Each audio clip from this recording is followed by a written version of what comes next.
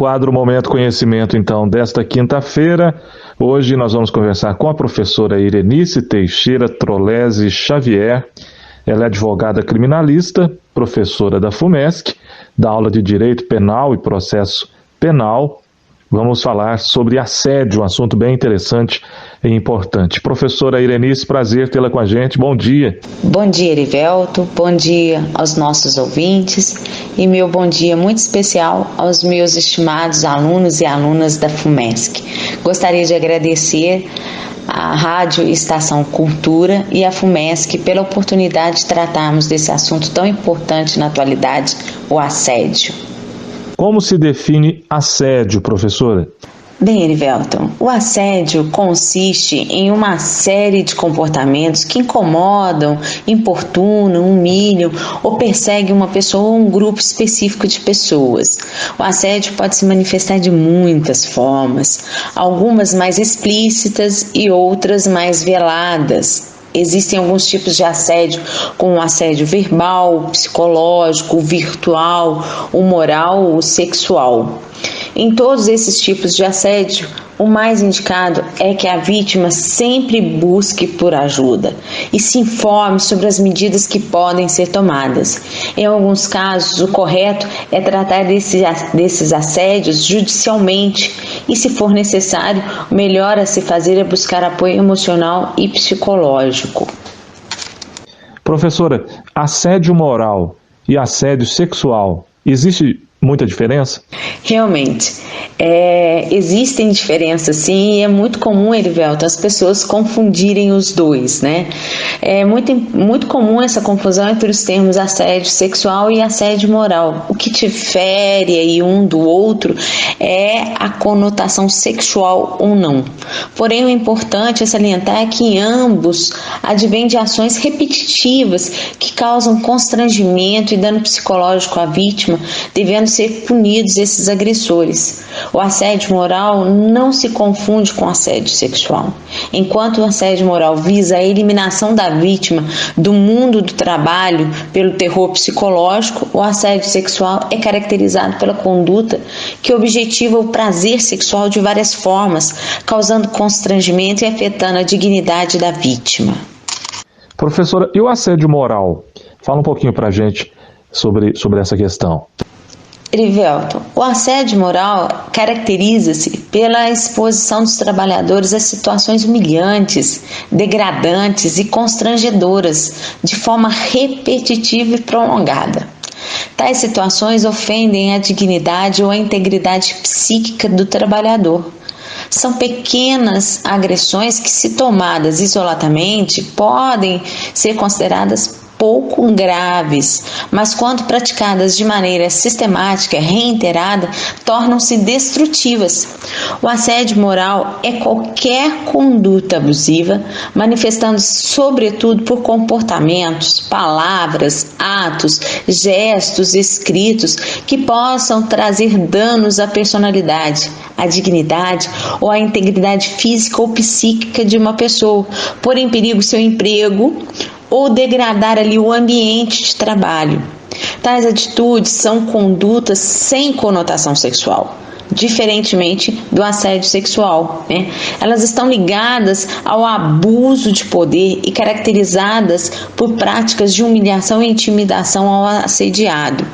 O objetivo do assediador, em regra, é motivar o trabalhador a pedir demissão, desligamento, exoneração ou remoção. Mas o assédio pode ocorrer também com o objetivo de mudar a forma de proceder do trabalhador, simplesmente visando, por exemplo, a humilhação perante a chefia e os demais colegas, como uma espécie de punição pelas opiniões, atitudes manifestadas ou até mesmo por discriminação. Para configurar o assédio moral, é necessário a presença de conduta reiterada que humilhe, ridicularize, menospreze, inferiorize, rebaixe ou ofenda o trabalhador, sempre causando-lhe um sofrimento físico, né, e psicológico, às vezes muito mais o dano psicológico, psíquico do que o próprio físico, né? No caso do assédio moral, é crime também? Olha, infelizmente, Erivelton, o assédio moral ainda não faz parte expressamente do nosso ordenamento jurídico brasileiro. Tá? Contudo, existem vários projetos de lei em tramitação a fim de regulamentar aí esse assédio, né, moral. No setor público, nós temos aí vários projetos de lei visando aplicar penalidades aos sediadores. Vários desses projetos relacionados a servidores públicos já se encontram aprovados e transformados em leis em algumas cidades, né, em algumas autarquias, mas no setor privado, infelizmente, dependemos aí de leis federais. Erivelton, a prática do assédio moral não é uma questão exclusivamente brasileira, ela é mundial. Professora Irenice, aqui no nosso bate-papo do Momento Conhecimento desta quinta, como é que ocorre o assédio moral?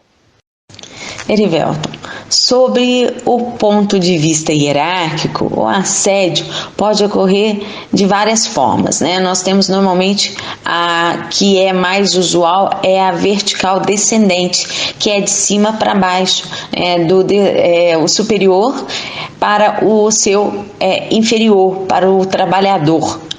Temos também a vertical ascendente, que é de baixo para cima, do trabalhador para o superior. Temos a horizontal, que é na mesma hierarquia entre os colegas do trabalho, e temos também a forma mista, que é horizontal e vertical simultaneamente. Porém, a forma mais comum mesmo do assédio moral acontece nas relações hierárquicas, autoritárias e assimétricas, nas quais predominam as condutas negativas, relações desumanas e antiéticas de longa duração. Essa forma de assédio pode partir de um ou de mais superiores e se dirige a um ou mais subordinados, desestabilizando ali a relação das vítimas em seu ambiente de trabalho. Embora a situação mais comum seja a de assédio moral a partir de um superior para um subordinado, muitas vezes pode ocorrer entre colegas do mesmo nível hierárquico, ou mesmo a partir de subordinados para um superior, sendo nesse último caso, então, a maneira mais difícil, de ocorrer, porque normalmente essa pessoa tem ali o receio de perder o emprego, o trabalho. O que é importante para configurar, então, o assédio moral dessa forma não é o nível hierárquico do assediador ou do assediado, mas sim as características da conduta, a prática de situações humilhantes no ambiente de trabalho de forma reiterada. Erivelton, muitas vezes o assédio moral vindo do superior em relação a um trabalho pode acarretar mudanças negativas também no comportamento dos demais trabalhadores, que passam a isolar esse assediado com a finalidade de proteger o seu próprio cargo e muitas vezes reproduzindo aí as condutas do agressor. Passa-se a haver ali, assim, uma rede de silêncio e tolerância a essas condutas arbitrárias, bem como a ausência de solidariedade para com o trabalhador que está exposto aí, a esse assédio moral. Seguindo aqui com a professora Irenice Teixeira, Momento Conhecimento da Faculdade FUMESC, com os professores aqui da faculdade, às quintas-feiras aqui no nosso jornal. Professora, quais as consequências do assédio moral? Bem, o assédio moral, ele constitui-se de uma experiência subjetiva, que acarreta aí prejuízos práticos e emocionais para qualquer trabalhador. Erivelton, a humilhação repetitiva e de longa duração interfere na vida do assediado de modo direto, comprometendo sua identidade, sua dignidade e suas relações afetivas e sociais, o que causa graves danos à sua saúde física e psicológica, podendo desencadear aí ou agravar quadros aí de estresse, de depressão, de irritabilidade, de ansiedade, de esgotamento profissional, fadiga crônica, alcoolismo, insônia, dores musculares, pressão alta, aumento de peso ou emagrecimento exagerado, redução da libido, dentre outros, Esses danos podem evoluir até mesmo para uma incapacidade laborativa e até mesmo a morte, constituindo então um risco invisível, mas sempre real, palpável. É importante ainda, Erivelton, ressaltar que todo esse processo, além de adoecer o ambiente de trabalho, desencadeia o afastamento do assediado por meio de licenças ou mesmo de pedidos antecipados aí de aposentadoria, o que vai onerar aí a sociedade e as empresas pela prestação de um serviço, às vezes até de má qualidade. Tem um ponto bem interessante também para abordar aqui com a professora. Quais são os alvos mais frequentes, né, das condutas de assédio? Erivelto, infelizmente são as mulheres. Na sequência vem aí os enfermos, né, aquelas pessoas que sofrem acidente de trabalho, que acabam sendo discriminadas e isoladas. Esses são os alvos mais frequentes das condutas de assédio. E as condutas mais comuns que nós temos são quando ocorre a ridicularização do enfermo e da sua doença, o controle das suas consultas médicas, substituir o posto de trabalho em licença médica a fim de constrangê-lo no momento do seu retorno, né? Quando muitas vezes esse substituto é deslocado sem que haja necessidade, apenas ali para evidenciar a ausência do colega, estimular a discriminação em relação aos adoecidos ou acidentados, colocando-os sem necessidade em locais diferentes dos demais colegas, colocar o trabalhador em local sem função alguma, não fornecer ou retirar seus instrumentos de trabalho, dificultar a entrega de documentos, a concretização aí da perícia médica, ameaçar, insultar, isolar, restringir o uso do banheiro, discriminar grávidas, mulheres com filhos e mulheres casadas, permitir cursos de aperfeiçoamento, principalmente para os homens, em detrimento das pessoas do sexo feminino, ser hostilizado por colegas ou por se tornar mais produtivo, né? Discriminar o trabalhador também em relação assim, à sua orientação sexual, né? O assédio é uma relação triangular entre assediador, vítima e colegas que permanecem inertes diante dessas condutas, né?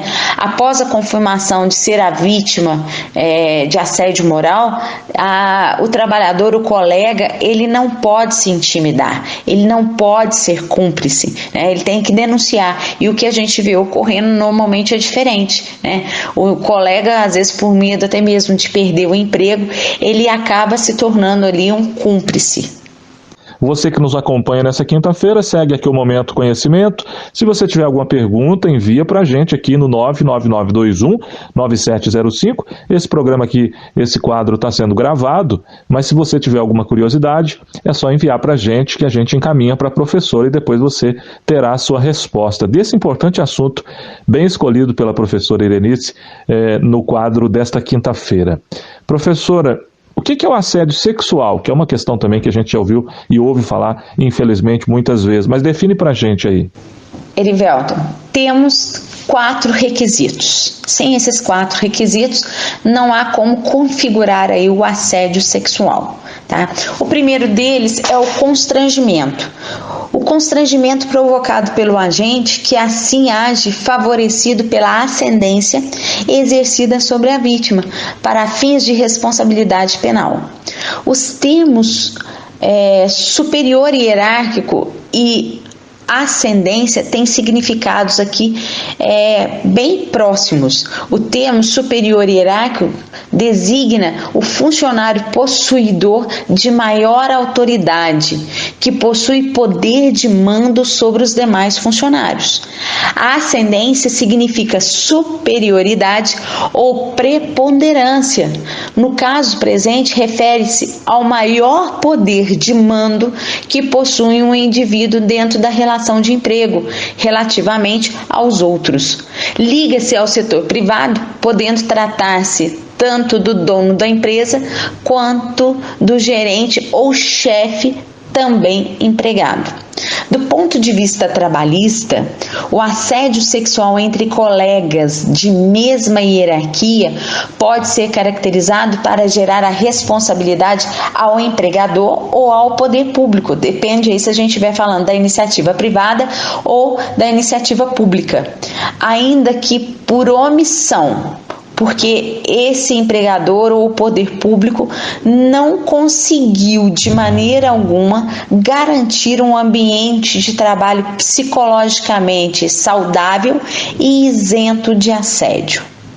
O nosso segundo requisito para poder configurar o assédio é a forma dolosa, ou seja, o agente tem que agir com dolo, com a vontade livre e consciente de praticar o constrangimento, impondo à vítima essa situação aí que constrange, que intimida ela.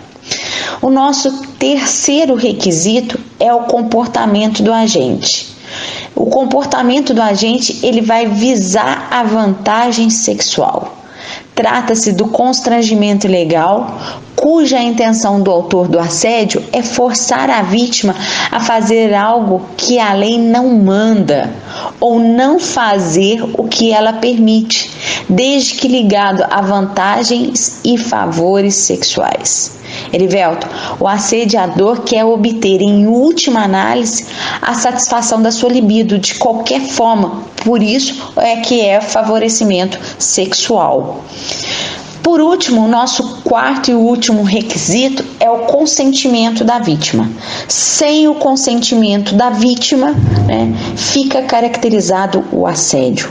O assédio é um tipo de violência que caracteriza por qualquer ação ou comportamento sexual que acontece sem o consentimento da outra pessoa. Olha, outro ponto interessante também aqui para os nossos ouvintes, para a professora Irenice responder, para caracterizar o assédio sexual, é necessário o contato físico? Não é necessário, Erivelton. Não existe a necessidade do contato físico para configurar o delito de assédio. Existem várias condutas que podem configurar o assédio, mesmo sem contato físico.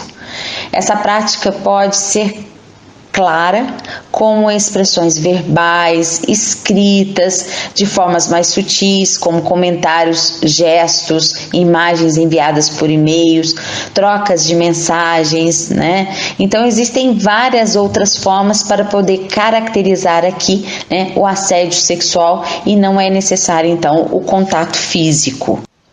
Professora, o assédio sexual só é ilícito se for praticado no local de trabalho? Também uma questão interessante. Não é só ilícito se for praticado no local de trabalho, mas exige-se que o assédio sexual tenha relação com o trabalho.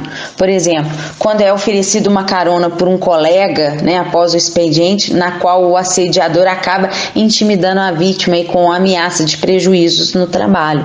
Então ela tem ali uma ligação, não é só no ambiente de trabalho, mas ela tem uma ligação com o ambiente de trabalho. Dentro desse assunto, ainda, professora, assédio sexual, o colega de trabalho que não possui ascendência, ou seja, se não for superior hierárquico, pode ser acusado de assédio sexual também? Não, Erivelton.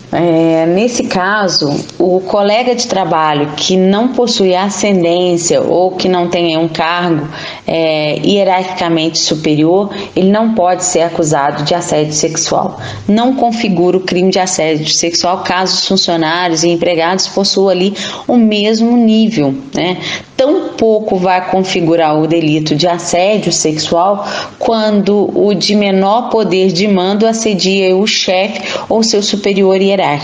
Nesse caso, pode configurar o crime de perseguição previsto no artigo 147-A do Código Penal, que trata lá dos crimes contra a liberdade individual. Inclusive, esse artigo, ele foi acrescentado ao nosso Código Penal esse ano, no dia 31 de março, através da Lei 14.132. O crime de perseguição também é conhecido como stalking, e consiste lá em perseguir alguém reiteradamente que por qualquer meio, ameaçando-lhe a integridade física ou psicológica, restringindo-lhe a capacidade de locomoção ou por qualquer forma invadindo ou perturbando ali a sua esfera de liberdade ou de privacidade. A pena nesse caso é reclusão de 6 meses a 2 anos e multa, né? Essa pena ainda pode também ser aumentada se esse crime é praticado contra criança, adolescente ou idoso, contra a mulher por razões, né, da condição de sexo feminino e mediante concurso de 2 ou mais pessoas ou com emprego de arma, tá? As penas ainda nesse artigo, elas são aplicadas em concurso com a violência que eu utilizei na hora que eu fui praticar essa perseguição, né?